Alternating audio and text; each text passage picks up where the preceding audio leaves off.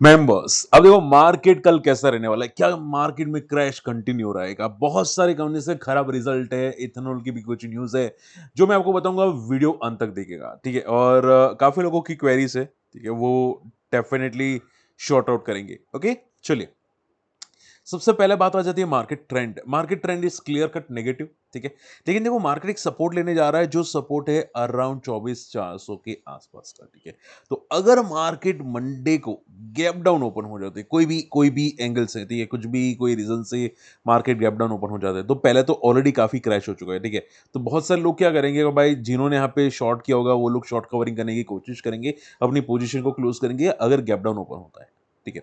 तो एक चीज हो सकती है कि अगर गैप डाउन ओपन हुआ तो वहां पे एक प्रॉफिट बुकिंग आ सकती है और नीचे के लेवल से एक पुल बैक आपको दिखाई दे सकता है। सेकंड क्वेश्चन याद है कि अगर मान लो गैप अप ओपन हुआ, ठीक है, तो जनरली मैं हर बार बोलता हूं, ठीक है, अगर ट्रेंड कोई कंटिन्यू होता है, ये फॉलिंग ट्रेंड कंटिन्यू ट्रेंड है, ठीक है, तो गैप अप में भी चांसेस है कि यहाँ पे एक बार प्रॉफिट बुकिंग ट्रेंड कंटिन्यू आ सकता है, ठीक है, जो मुझे लगता है यहाँ पे एक बार जाके सपोर्ट लेने की कोशिश कर सकता है, ठीक है। तो गैप अप में भी यहाँ पे फॉलो हो सकता है और अगर स्टेबल ओपन हुआ तो भी फॉलो हो सकता है, ठीक है। तो ये तीन पॉसिबिलिटी है कल के लिए जो मैं आपको बताने की कोशिश कर रहा हूं। ओके, सो केयरफुल रहेगा अभी के लिए। वैसे गोल्ड भी अगर आप देखोगे लाइफ हाई के आसपास ही जाता हुआ दिखाई दिया है, ये बार बार टॉप को रिटेस्ट करा है, बार बार टॉप को रिटेस्ट करा है। अब एक बार टॉप मुझे लगता है जल्दी ब्रेक हो जाएगा और ये अपने वापस पैरों पे खड़ा हो जाएगा और फिर भागने के लिए रेडी हो जाएगा। तो देखते हैं यहाँ पे कि क्या ये लेवल ब्रेक करता है कि नहीं।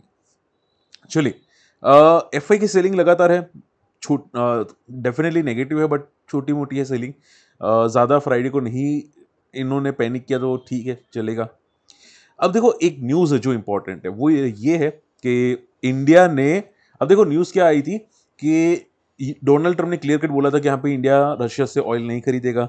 इंडिया ने हामी भरी, डोनाल्ड ने रिस्पॉन्स किया कि भाई इंडिया यहाँ पे रशिया से ऑयल नहीं खरीदेगा, अच्छी बात है, मैं इंडिया के साथ हूँ, ठीक है। उसके बाद वापस न्यूज़ आई कि इंडिया अब ऑयल इंपोर्ट कंटिन्यू करेगा फ्रॉम द रशिया से, ठीक है।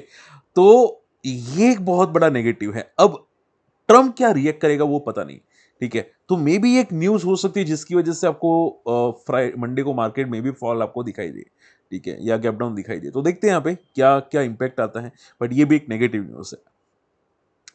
अब ध्यान से सुनो, जिनको नहीं पता है, देखो ethanol blending is good definitely, ठीक है, 10% 20%, लेकिन इथेनॉल ब्लेंडिंग जितना ज्यादा होता है उतना इंजन डैमेज होता है। अब देखो ये मेरी बात नहीं कर रहा हूं, मैं नहीं बोलो, ठीक है, ये खुद मैन्युफैक्चरर्स बोल रहे हैं, ठीक है, सोर्सेज मैन्युफैक्चरर्स खुद बोलते हैं कि इनका जो इंजन होता है वो डैमेज हो जाता है, ठीक है। और आप देखोगे उसकी वजह से इनकी जो गाड़ी की लाइफ स्पान होती है वो कम हो जाती है। देखो जिनको नहीं पता है, इवन सीएनजी जो होता है ना, सीएनजी आप यूज करते हैं गाड़ी के अंदर, ठीक है।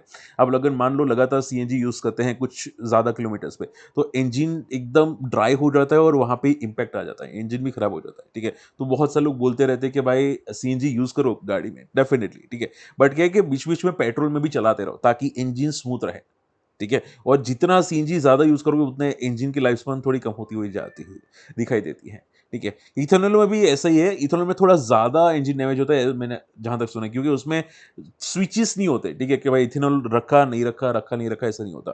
तो ये एक एक बहुत बड़ी चीजें हैं, ठीक है। तो 100% इथेनॉल ब्लेंडिंग शायद पॉसिबल नहीं होगी, या तो फिर ऐसे ऐसे इंजन बनाने पड़ेंगे। तो मुझे लगा कि आपको न्यूज जाननी जरूरी थी, ठीक है। तो इसका पूछो डायरेक्टली इनडायरेक्टली तो शायद शुगर सेक्टर्स को इम्पैक्ट कर सकते हैं, क्योंकि ज्यादा इथेनॉल ब्लेंडिंग पॉसिबल नहीं होगा। उत्कर्ष स्मॉल फाइनेंस बैंक, अब देखो उत्कर्ष के नंबर्स बहुत घटिया हैं। छोटी स्मॉल फाइनेंस बैंक के नंबर्स लगातार डिक्लाइनिंग मोड में हैं। आप देखोगे पहले 130 करोड़ का प्रॉफिट, 3 करोड़ का, अब तो सीधा लॉस में आ चुकी है, ठीक है। नंबर्स बहुत घटिया आ रहे हैं। एंड देखो मैं हमेशा बोलता हूँ, बहुत सारे लोग बोलते रहते हैं कि ऐसा स्मॉल फाइनेंस बैंक कैसी है, फलानी बैंक कैसी है, पेनी कंपनी है। देखो हमेशा याद रखो, मैं पहले ही बोलता हूँ कि ये जितनी भी ये जो सेक्टर है ना, ठीक है, ये सेक्टर ही मुझे पसंद नहीं है, क्योंकि कुछ भी कभी भी हो जाता है पता भी नहीं चलता। अब ये सोचो, इनकी बैलेंस शीट इतनी तोड़फोड़ है, एक टाइम पे इनका प्रॉफिट 550 करोड़ था, आज बंदा लॉस में कर रहा है, ठीक है। और ऐसा तो है नहीं कि भाई एक ही बार लॉस होगा, बाद में होगा भी नहीं, ठीक है। इनका प्रॉफिट उल्टा डिक्लाइनिंग मोड में जा रहा है, आप देखोगे यहाँ पे सी प्रॉफिट डिक्लाइनिंग मोड में जा रहा है, तो प्रॉब्लम हो जाती है, ठीक है। आप देखोगे इनका अगर फोकस प्रॉपरली करोगे तो इनका ग्रॉस एनपीए 11 पे पहुंच चुका है।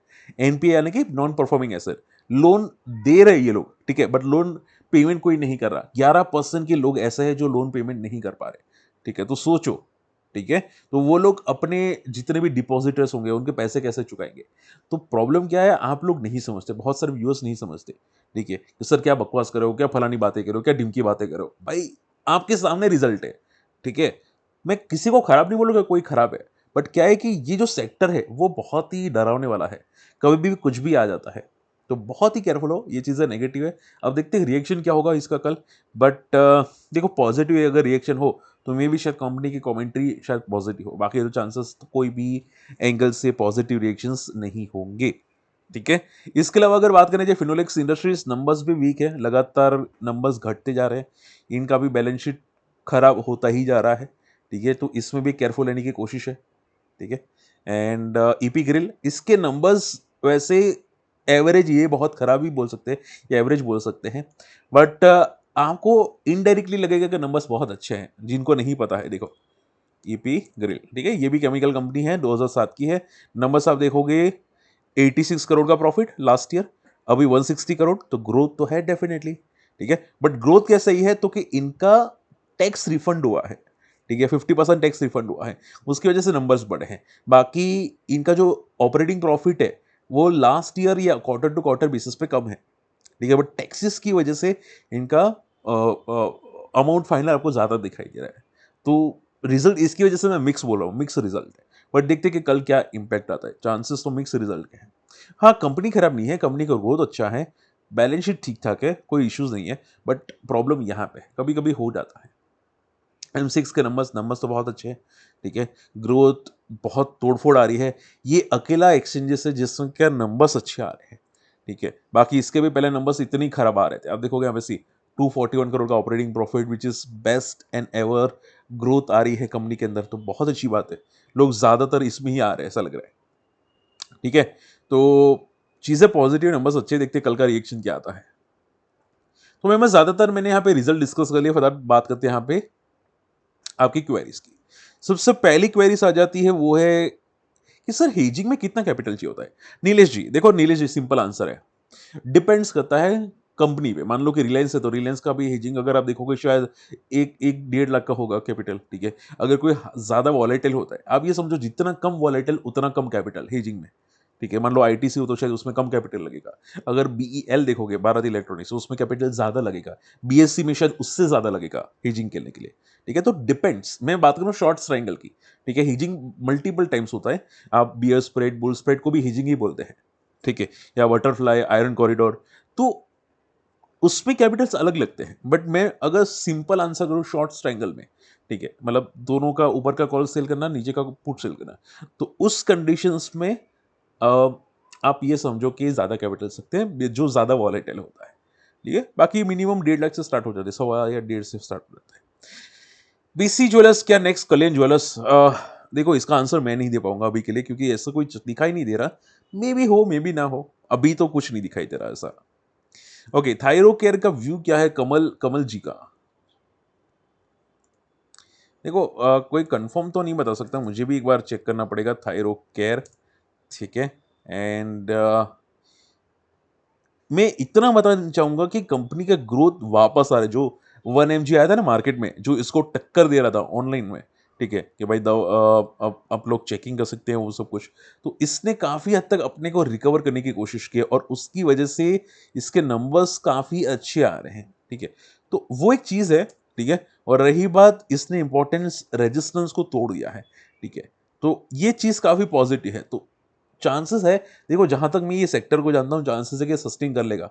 अगर कोई और ज्यादा गड़बड़ नहीं होती तो ये सेक्टर मतलब आई मीन टू से सस्टेन कर लेगा, ठीक है? तो for me it's positive, but देखते हैं, ठीक है? चांसेस तो है पॉजिटिव के। कैमकॉन क्या बॉटम बन गया Shantilal ji? Last, I think last query, okay. Camcon, वैसे देखो कैमकॉन की अगर मैं बात करने जाऊँ यहाँ पे, ठीक है, यहाँ पे देख लेते हैं कैमकॉन क्या कर रहा है। नाम बस देखो इसके रिजल्ट नहीं आए, पहले तो आप ये समझो हमेशा रिजल्ट्स को अहमियत दो, ठीक है? जब तक रिजल्ट्स नहीं आए कोई अहमियत नहीं देखेंगे, ठीक है? और पहले प्लस मार्केट कैप बहुत छोटी है, तो इसको अभी अहमियत ज़्यादा नहीं देंगे। मैं कोई कन्फर्मेशन तो कुछ नहीं बोल पाऊँगा जब तक रिजल्ट्स नहीं आ जाते, उसके बाद ही हम लोग डिस्कस करेंगे। प्लस इसके रिजल्ट्स काफ़ी वीक आ रहे हैं, ठीक है? ग्रोथ कोई नहीं है, तो बॉटम तो हम लोग बोल भी नहीं सकते based on the current results, ठीक है? तो बस उतना ही देर मेरे को रिजल्ट्स का वेट करो, उसके बाद क्लैरिटी आएगी, ओके? चलिए आई होप आज का वीडियो पसंद है, वीडियो शेयर कीजिएगा, चैनल सब्सक्राइब कीजिएगा और हमारे फ्री टेलीग्राम चैनल को नहीं ज्वाइन किया जाके ज्वाइन कीजिएगा। एंड अगर कुछ भी क्वेरीज है कमेंट कीजिएगा और कम्युनिटी को ज्वाइन करना चाहते हैं अकाउंट ओपन कर सकते हैं। मिलते हैं अगले वीडियो में, तब तक के लिए गुड बाय, जय हिंद।